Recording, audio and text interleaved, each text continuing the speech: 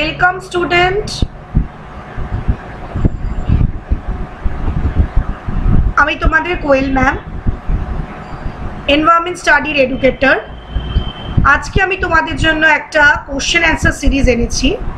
আমি বলেইছিলাম আমাদের কি করতে হবে, নিয়মিত পড়ার সঙ্গে সঙ্গে কিন্তু কোশ্চেন অ্যান্সারগুলোও প্র্যাকটিস করতে হবে।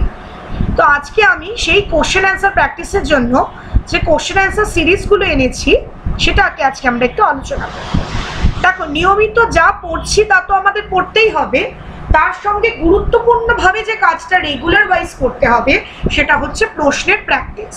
আমরা যদি কোশ্চেন অ্যান্সারগুলো রেগুলারভাবে প্র্যাকটিস করি তাহলে মোটামুটি রোজ বা দুদিন অন্তর যদি 15-20টা করে প্র্যাকটিস করি তাহলে যে কটা দিন আমাদের হাতে আছে তাতে কিন্তু আমাদের অনেকগুলো প্রশ্ন প্র্যাকটিস হবে এবং আমরা পরীক্ষা হলে তার কি ফলে আমরা একটা গুড স্কোর কিন্তু করতে পারবো।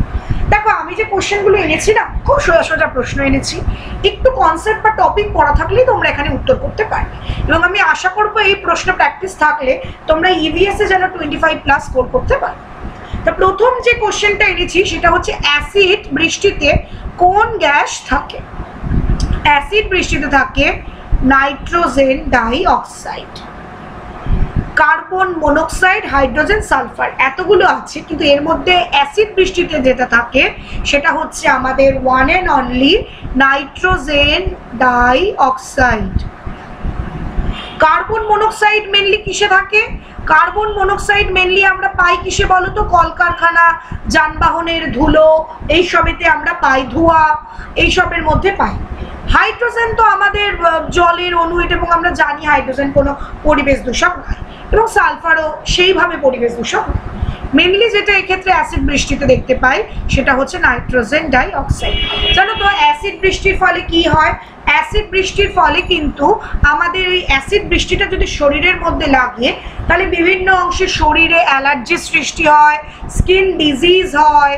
তাছাড়াও আমাদের চোখে লাগলে চোখে আমাদের দৃষ্টিতে সমস্যা পড়তে পারে, চোখে অনেক সময় ক্যান্সার হয়, স্কিনে ক্যান্সার হয়, উদ্ভিদের কিন্তু স্পটিং রোগ হয় যেন। এবং আরও যেটা দেখতে পাওয়া যায়, মার্বেল বা অন্যান্য মূল্যবান পাথরের রংটা ব্লিচ হয়ে চেঞ্জ হয়ে যায়। এই জিনিসগুলো কিন্তু আমরা অ্যাসিড বৃষ্টির ফলে দেখতে পাই এবং বাস্তুতন্ত্রের ভারসাম্য তো নষ্ট হয়। শব্দের প্রাবল্য মাত্রা প্রকাশ করা হয়। শব্দের প্রাবল্য মাত্রা আমি শব্দ দূষণ পড়িয়েছি এবং সেখানে আমি জোরে গলায় বারবার বলেছি, শব্দের প্রাবল্য মাত্রা নির্ধারণ করা হয় ডেসিবেল এককে। ডেসিবেল এককে শব্দের প্রাবল্য মাত্রা বলা হয়, পরিমাপ করা হয় কোন এককে? সেটা হচ্ছে ডেসিবেল এককে। জলের তলায় কি জন্মায়? কচুরিপানা তো উপরে ভেসে থাকে, ক্যাকটাস তো শুষ্ক জায়গায় জন্মায়, আর কলা গাছ তো আমরা জানি নর্মাল একটা গাছ, নর্মাল জায়গায় জন্মায়। জলের তলায় যেটা জন্মায় সেটা হচ্ছে শ্যাওলা। বা দেখবে পুকুরে যদি যাও, যেই জায়গা অব্দি জল ছিল সেইখানে অব্দি দেখবে একটা শ্যাওলার রেক দেখতে পাওয়া যায়। সুতরাং জল যেখানে থাকে সেখানে কিন্তু শ্যাওলা কিন্তু হওয়ার সম্ভাবনা খুব বেশি থাকে। ডিজেল ও পেট্রোল থেকে পরিবেশে কি মেশে? ডিজেল ও পেট্রোল থেকে পরিবেশে কিছু দূষিত পদার্থ তো মেশেই, এবং এগুলো দহনের ফলে উৎপন্ন সীসা, ডিজেল আর পেট্রোল থেকে কিন্তু সীসা কি হয়? আমাদের কিন্তু বায়ুতে মেশে। পৃথিবীর মোট যে 100 ভাগ জল তার মধ্যে স্বাদু জলের পরিমাণ কত? মানে পানীয় জল বা ভালো জল, সেটার পরিমাণ কত? আমরা তো জানি পৃথিবীতে আমাদের জলের বিশাল আধার আছে, কিন্তু আমাদের পৃথিবীতে ব্যবহার্য যে 75% ওয়াটার, এই 75% ওয়াটারের মধ্যে কিছু জল পুকুরে নদীর মধ্যে দিয়ে বয়ে যাচ্ছে, কিছু জল সমুদ্রের নোনা জল, কিছু জল জমে হিমবাহ বা বরফে পরিণত হয়েছে। সুতরাং স্বাদু জলের পরিমাণ আমাদের পৃথিবীতে টোটাল যদি 100 ভাগ জল ধরি তাহলে কতটা? তাহলে টোটাল প্রকৃতিতে আমাদের স্বাদু জলের পরিমাণ হচ্ছে অনলি 3 ভাগ বা 3%।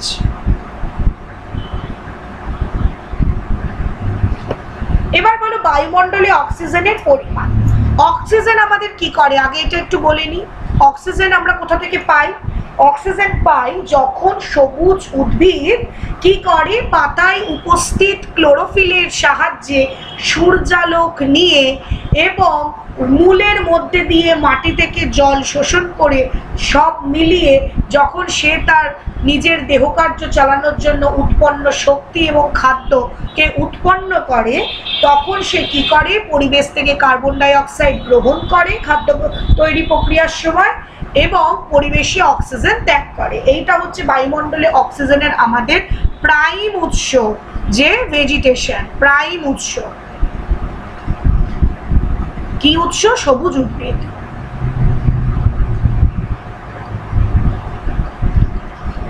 এবং উদ্ভিদ কি করে? CO2 গ্রহণ করে আর O2 কে ত্যাগ করে পরিবেশে।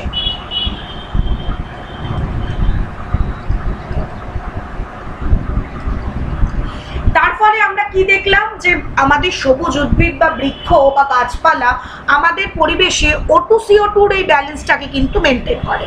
তাই যদি আমরা গাছের পরিমাণ কেটে দিই, সেক্ষেত্রে প্রথমত তো কার্বন ডাই অক্সাইডের পরিমাণ বাড়বে আর অক্সিজেনের পরিমাণ কমবে। এই জন্য আমাদের উপযুক্ত পরিমাণে কি করতে হবে, বায়ুমণ্ডলে অক্সিজেনের যোগান রাখার জন্য গাছ বা অরণ্যকে বাঁচাতে হবে। এবার আমাদের এখানে প্রশ্নকে দিয়েছে বায়ুমণ্ডলে অক্সিজেনের পরিমাণ। বায়ুমণ্ডলে অক্সিজেনের পরিমাণ হচ্ছে শতকরা 21 ভাগ। শতকরা 21 ভাগ থাকে বায়ুমণ্ডলে আমাদের অক্সিজেন। এবং আমাদের কার্বন ডাই অক্সাইডের পরিমাণ কত থাকে? কার্বন ডাই অক্সাইডের পরিমাণ থাকে 0.035%-এর কাছাকাছি। অনেক বইতে 0.033ও আছে, আবার অনেক বইতে 0.035ও আছে। আর সবচেয়ে বেশি পরিমাণ কি থাকে? সবচেয়ে বেশি পরিমাণ থাকে আমাদের নাইট্রোজেন। তাহলে এই ভাগগুলো কিন্তু আমাদের পড়তে হবে। দেখো জল তৈরি হয় কিভাবে, যারা কেমিস্ট্রি পড়েছো তারা অনেকটাই জানো জল কিভাবে তৈরি হয়। আমি একটু শুধু তোমাদের পড়ার টাচ আপ দিচ্ছি। তাহলে কি জল তৈরি হয় কিভাবে? সবাই জানি জল কিভাবে তৈরি হয়, হাইড্রোজেন আর অক্সিজেন। কারণ জলের অণুটা কি? H2O। এখানে এই হাইড্রোজেনের দুটো থাকছে, অক্সিজেনের একটা থাকছে। তাহলে জল তৈরি হয় কি দিয়ে? হাইড্রোজেন আর অক্সিজেন নিয়ে। আচ্ছা, ভারতের একমাত্র মরুভূমির নাম কি? এই যে আমাদের যদি ইন্ডিয়ার ম্যাপটা আমি আঁকি,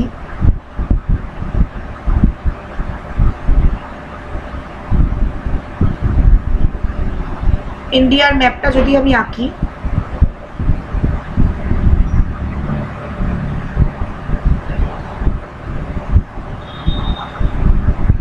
ইন্ডিয়ার ম্যাপটা যদি আমি আঁকি, আমাদের জানি ওয়েস্টার্ন পার্ট অফ ইন্ডিয়া বা ইন্ডিয়ার এই পশ্চিম প্রান্তে আমাদের কি আছে? হট ডেজার্ট আছে। এই ডেজার্টটা কিন্তু পুরো এই জায়গা জুড়ে নেই, এই জায়গাটা আমাদের রাজস্থানের মধ্যে পড়ছে।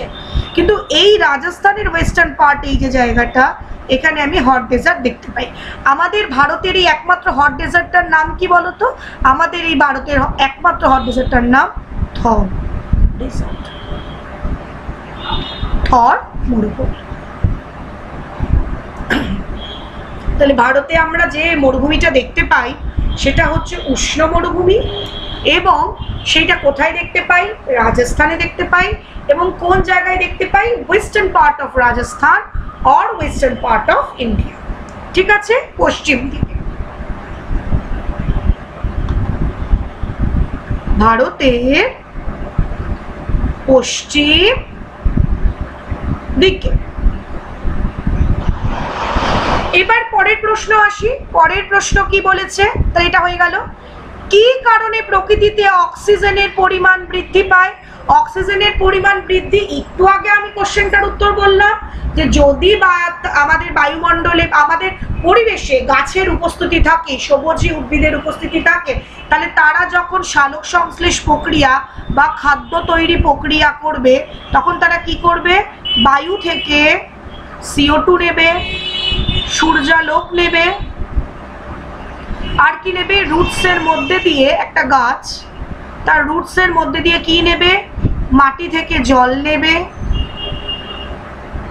আর কি করবে? পাতায় উপস্থিত ক্লোরোফিল। তাহলে কি করবে? বায়ু থেকে কার্বন ডাই অক্সাইড, সূর্যালোক, মূল থেকে মাটি দ্বারা শোষিত জল, পাতার ক্লোরোফিলের উপস্থিতিতে কি করবে? সালোক সংশ্লেষ প্রক্রিয়া বা খাদ্য তৈরি প্রক্রিয়া করবে। এই প্রক্রিয়ায় তারা কি করবে? O2 উৎপাদন করবে, যা প্রকৃতিতে অক্সিজেনের প্রাইম উৎস। তাহলে সালোক সংশ্লেষের মধ্যে দিয়ে অক্সিজেন আমাদের বায়ুমণ্ডলে আসে এবং কার্বন ডাই অক্সাইড গাছ শোষণ করে নেয়। তার ফলে কি হয়, আমাদের বায়ুমণ্ডলে O2 আর CO2-র ব্যালেন্স মেনটেন হয়, বজায় থাকে। তাহলে এই জায়গাটা ক্লিয়ার হলো। এর পরবর্তী প্রশ্ন কি, green house gas. Green house gas মানে আগের দিনই বলেছিলাম শীত প্রধান দেশে যখন বৃক্ষ বা আমাদের গাছ মানে ফসল উৎপাদনের জন্য বা গাছের বৃদ্ধির জন্য কি করা হয়, কাচের ঘরে গাছগুলোকে রাখা হয়। এই ক্ষেত্রে গাছগুলোর বৃদ্ধির জন্য বা ফসলের উৎপাদন বৃদ্ধির জন্য কি করা হয়, যে কাচের ঘরটা করা হয়, তার একটা টেকনিক থাকে। সেই কাচের ঘরের ভিতর দিয়ে ক্ষুদ্র তরঙ্গ দৈর্ঘ্য হিসাবে সূর্যালোক প্রবেশ করতে পারে, কিন্তু বৃহৎ তরঙ্গ দৈর্ঘ্য হিসাবে এই যদি কাচের ঘরটা হয়, এই কাচের ঘরে যদি গাছ লাগানো থাকে, এক্ষেত্রে সূর্যালোক কি হবে, ক্ষুদ্র তরঙ্গ দৈর্ঘ্য হিসাবে প্রবেশ করতে পারবে, কিন্তু বৃহৎ তরঙ্গ দৈর্ঘ্য হিসাবে আর এই কাচের ঘর থেকে বাইরে যেতে পারবে না। যার ফলে কি হবে, এই ঘরের টেম্পারেচারটা বেড়ে যাবে এবং ঘরটা কি হবে, ধীরে ধীরে উষ্ণতা পাবে। এই গ্রিন হাউস গ্যাস, এই গ্রিন হাউস কিন্তু আমাদের প্রকৃতিতে বর্তমানে পৃথিবীকে এই গ্রিন হাউস এফেক্টের সঙ্গে তুলনা করা হচ্ছে। বলা হচ্ছে পৃথিবীতে যে বায়ু স্তরগুলো আছে, সূর্যালোক এই বায়ু স্তরগুলো ভেদ করে পৃথিবীতে ঢুকতে পারছে, কিন্তু পৃথিবীতে ঢোকার পর আর পৃথিবীর থেকে ফিরে বায়ুশূন্যে মহাকাশে ফিরে যেতে পারছে না। যার ফলে পৃথিবীর তাপমাত্রাও ক্রমে বেড়ে যাচ্ছে এবং পৃথিবীও গ্রিন হাউসে পরিণত হয়েছে। এই যে গ্যাসগুলো, যেই গ্যাসগুলো কি করে গ্রিন হাউসের প্রভাবটাকে বাড়িয়ে দেয়, তার মধ্যে অন্যতম প্রাইম গ্যাস হলো CO2। এছাড়াও আছে মিথেন, এছাড়াও আছে কার্বন মনোক্সাইড, এছাড়া আছে ক্লোরোফ্লুরোকার্বন, এছাড়াও আছে জলীয় বাষ্প, অনেক কিছু আছে। পরবর্তী প্রশ্ন, ক্লোরিন গ্যাসকে চেনা যায়। ক্লোরিন গ্যাসকে কি দিয়ে চেনা যায়? ক্লোরিন গ্যাসকে কি দিয়ে চেনা যায়? বর্ণ ও গন্ধের দ্বারা, বর্ণ ও দ্রাব্যতার দ্বারা, বর্ণ ও গন্ধ ও দ্রাব্যতার দ্বারা। প্রথমে কি বলেছি, বর্ণ ও গন্ধের দ্বারা, নাকি গন্ধ ও দ্রাব্যতার দ্বারা, বর্ণ ও দ্রাব্যতার দ্বারা, নাকি উপরে সব কটা পয়েন্টই থাকতে হবে? ক্লোরিন গ্যাসকে শুধুমাত্র চেনা যায় বর্ণ আর গন্ধের দ্বারা। তার ক্লোরিন গ্যাসের একটা নির্দিষ্ট কালার এবং ক্লোরিন গ্যাসের একটা নির্দিষ্ট স্মেল আছে, যার জন্য কি হয়, আমরা তাকে চিনতে পারি। CO2-র কঠিন রূপকে, মানে CO2 যখন শক্ত অবস্থায় থাকে, আমরা বেসিক্যালি কি জানি, CO2 হচ্ছে একটা গ্যাস, কিন্তু যখন এই CO2 শক্ত অবস্থায় থাকে তখন তাকে আমরা কি বলি, শুষ্ক বরফ, সোডা ওয়াটার, স্যাকারিন না লেমনেড। যখন CO2 কঠিন অবস্থায় বা শক্ত অবস্থায় থাকে তখন তাকে আমরা বলি শুষ্ক বরফ। এই শুষ্ক বরফ কিন্তু বিভিন্ন কলকারখানায় ব্যবহার করা হয়। এছাড়াও আরেকটা বিশেষ কাজে শুষ্ক বরফকে ব্যবহার করা হয়, সেটা হচ্ছে মাছ সংরক্ষণে।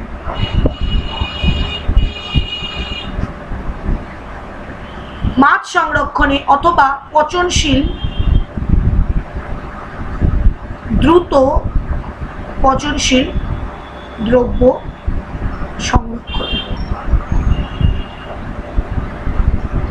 শুষ্ক বরফ বা CO2 ব্যবহার করা। পরবর্তী প্রশ্ন কি, পিচ্ছিলকারক পদার্থ তৈরিতে কি লাগে? পিচ্ছিলকারক পদার্থ মানে যেই পদার্থটা হাতে নিলে তোমার একটা পিছলা পিছলা ভাবের একটা অনুভূতি হবে, সেই পিচ্ছিলকারক পদার্থ তৈরিতে কি লাগে? দেখো, লোহা যদি হাতে নিয়ে আমি ঘষি, হাতটাকে পিছলে যাবে? পিছলায় না। কার্বন যদি হাতে নিয়ে ঘষি তাহলেও হাতটা পিছলায় না। বোরন যদি হাতে নিয়ে ঘষি তাহলেও হাতটা পিছলায় না। কিন্তু গ্রাফাইট যদি হাতে নিয়ে ঘষি তাহলে হাতে কিন্তু একটা পিচ্ছিলকারক বস্তুর অনুভূতি হয়। গ্রাফাইট যদি হাতে নিয়ে ঘষি তাহলে কিন্তু একটা পিচ্ছিলকারক পদার্থের হাতে নিয়ে ঘষার মতো একটা ফিলিং বা অনুভূতি আসে। তাই পিচ্ছিলকারক পদার্থ তৈরিতে কি লাগে? গ্রাফাইট।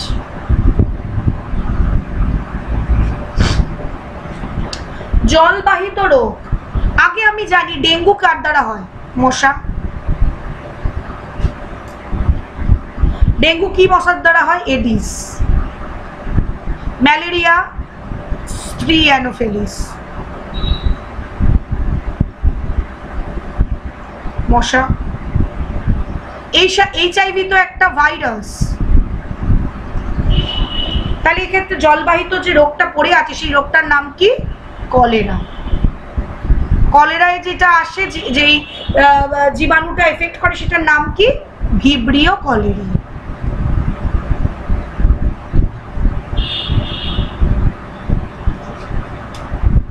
তাহলে আমরা কিন্তু পরীক্ষা হলে যদি অ্যাপ্রোপ্রিয়েট উত্তর নাও জানি, অপশন এলিমিনেট করেও কিন্তু আমরা উত্তর বার করতে পারি। যে ডেঙ্গু হচ্ছে এডিস মশা, ম্যালেরিয়া হচ্ছে স্ট্রি অ্যানোফেলিস মশা, HIV তো হচ্ছে একটা virus, human immuno acquired immunodeficiency syndrome হচ্ছে এইডস এর ফুল ফর্ম,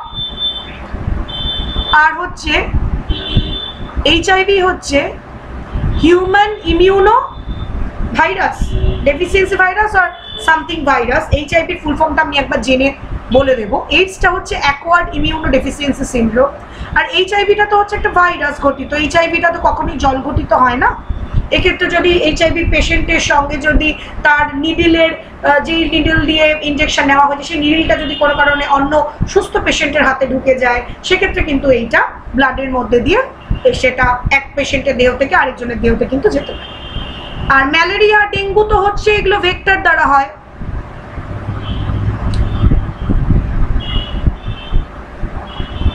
এগুলো তো কি? এগুলো হচ্ছে মশা দ্বারা হয়।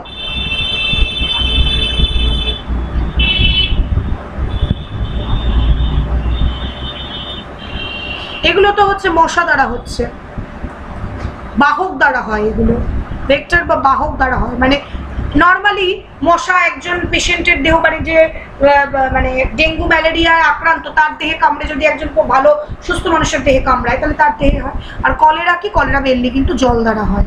আমি আগের দিন বলেছিলাম যখন আমি জল দূষণ পড়িয়েছিলাম যে ধরো আগেকার দিনে কি হতো, যখন মেডিকেল ব্যবস্থা বেশি উন্নত ছিল না এবং কি করা হতো, ধরো একটাই বা গ্রামে পুকুর আছে সেখানেই গিয়ে, বা নদী আছে সেখানেই গিয়ে লোকে কি করছে? বমি করছে, সেখানেই লোকে স্নান করছে, সেখানেই লোকে শৌচ কার্য করার পর পরবর্তী ক্রিয়া করছে, সেখানেই লোকে স্নান করছে, সেখানেই গরু মহিষকে স্নান করাচ্ছে, সেই জলেই বাসন মাজছে, সেই জলই খাচ্ছে। তার ফলে ওই গ্রামে যদি কেউ কোনো আক্রান্ত হয় কোনো রকম রোগের দ্বারা, তার শরীরের থেকে সেটা ইজিলি যেখানে জলে মিশছে তার মাধ্যমে পুরো গ্রামের লোকের মধ্যে ছড়িয়ে যাচ্ছে, যার ফলে গ্রামকে গ্রাম মারা যাচ্ছে। তো এই ধরনের জলবাহিত একটা রোগ হলো কি? আমাদের কলেরা। কার্বন মনোক্সাইডের উৎপত্তি হয় কোথায়? দেখো, কার্বন মনোক্সাইডের উৎপত্তি আমি কি বললাম? কার্বন মনোক্সাইড হচ্ছে একটা বিশাল দূষক, যেটা মেনলি কলকারখানার বজ্র পদার্থ,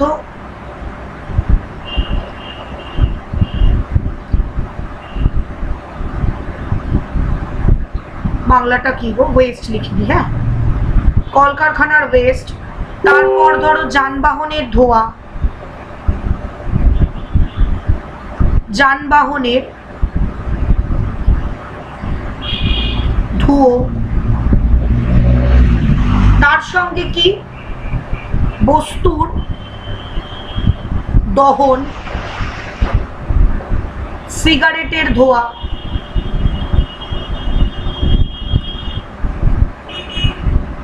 এগুলোর থেকে কিন্তু উৎপন্ন। এবং এই কার্বন মনোক্সাইড প্রত্যক্ষ বা পরোক্ষভাবে বায়ুমণ্ডলকে বিশেষ দূষণ করে। কারণ এই যে ধোঁয়াগুলো উৎপন্ন হয় কোথায় মিশছে? ডাইরেক্ট বায়ুতে। তাহলে কার্বন ডাইঅক্সাইড, এই কার্বন মনোক্সাইড উৎপত্তি হচ্ছে কোন দূষণের ফলে? স্থল দূষণ না, শব্দ দূষণ না, জল দূষণ না, ওয়ান অ্যান্ড অনলি কি দূষণ? বায়ু দূষণ। কার্বন মনোক্সাইড উৎপন্ন হচ্ছে বায়ু দূষণে। তাহলে দেখো, আমি কিন্তু সমস্ত প্রশ্নের উত্তরগুলো এইখানে তোমাদের কিন্তু দিয়ে দিয়েছি। তোমাদের যাদের আমার ক্লাসটার পরও উত্তরগুলো দেখতে ইচ্ছা করবে, সম্পূর্ণ উত্তরগুলো কিন্তু PDF এ দেওয়া আছে, সবাই দেখে নেবে।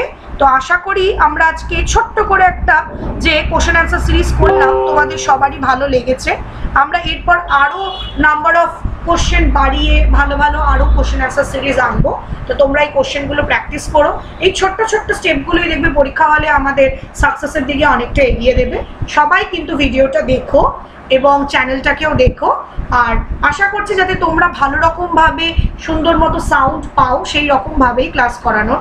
কখনো কখনো হয়তো একটু টেকনিক্যাল এরর থাকতে পারে, তো প্লিজ স্টুডেন্টরা আমাদের সাপোর্ট করো। একটু যদি সমস্যা হয় তাহলে আমাদের সঙ্গে সহযোগিতা করো, দেখবে পরবর্তী ক্লাসগুলোতে আরও বেটার ক্লাস পাবে। ওকে, তাহলে আজকে এইটুকুই রইলো। এইটা বলি আজকে ক্লাস এন্ড করলাম। সবাইকে থ্যাংক ইউ।